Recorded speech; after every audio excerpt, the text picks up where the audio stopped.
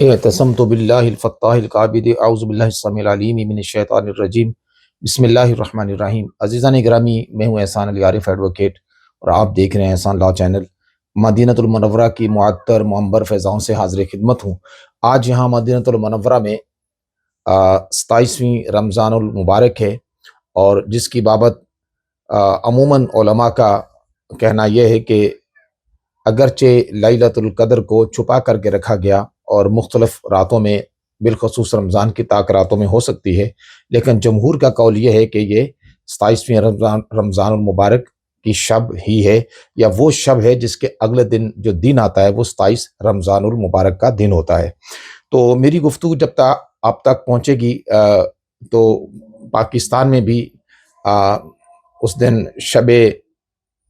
27ویں رمضان المبارک ہوگی، یا لیلۃ القدر کی رات ہوگی، شب قدر کی رات ہوگی، اور 27ویں شب ہوگی۔ اور عموماً پاکستان میں 27ویں شب کو ختم القرآن ہوتا ہے، اور جو تراویح میں قرآن پاک سنایا جاتا ہے تو وہ 27ویں شب کو سے ختم کر کے قرآن پاک کا دعائے خیر کر دی جاتی ہے، اور اس کے بعد پھر بقیہ جو تراویح ہیں وہ پھر روٹین میں پڑھائی جاتی ہیں، لیکن قرآن ختم ہو جاتا ہے۔ تو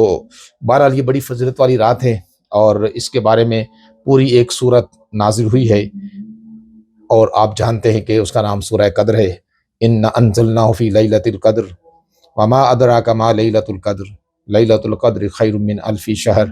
تَنَزَّلُ الْمَلَائِكَةُ وَالرُّوحُ فِيهَا بِإِذْنِ رَبِّهِم مِّن كُلِّ أَمْرٍ سَلَامٌ هِيَ حَتَّىٰ مَطْلَعِ الْفَجْرِ۔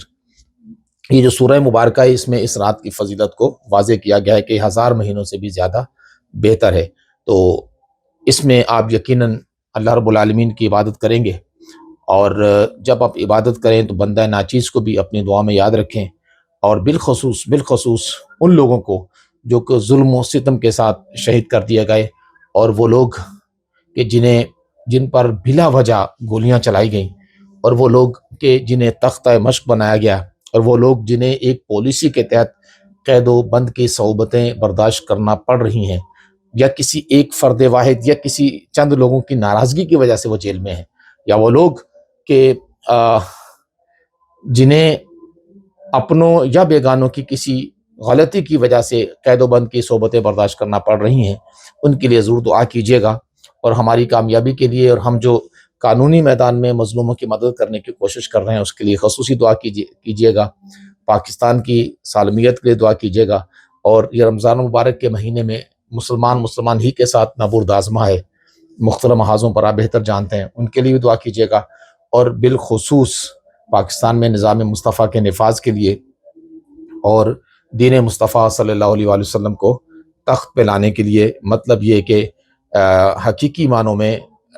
دین جو ہے وہ اس کا عملی نفاذ پاکستان میں ہو، اس کے لیے آپ ضرور دعا کیجیے گا۔ بس یہی چند گزارشات آپ سے پیش کرنی تھی آج کی شب کے حوالے سے، اور مقصد یہ تھا کہ آپ سے گزارش کی جائے کہ آپ دعا کریں، اور بالخصوص اللہ رب العالمین کی جانب رجوع لائیں، توبہ استغفار کریں، اپنے گناہوں کی معافی مانگیں۔ یقیناً مومن کا ہتھیار دعا ہے، اور جب دعا کی جاتی ہے تو اللہ رب العالمین اس میں آسانیاں فرماتا ہے، اور ہمیں اس سے کبھی بھی غافل نہیں ہونا چاہیے۔ اس پر دعا ختم کرتا ہوں۔ میری تقدیر سنور جائے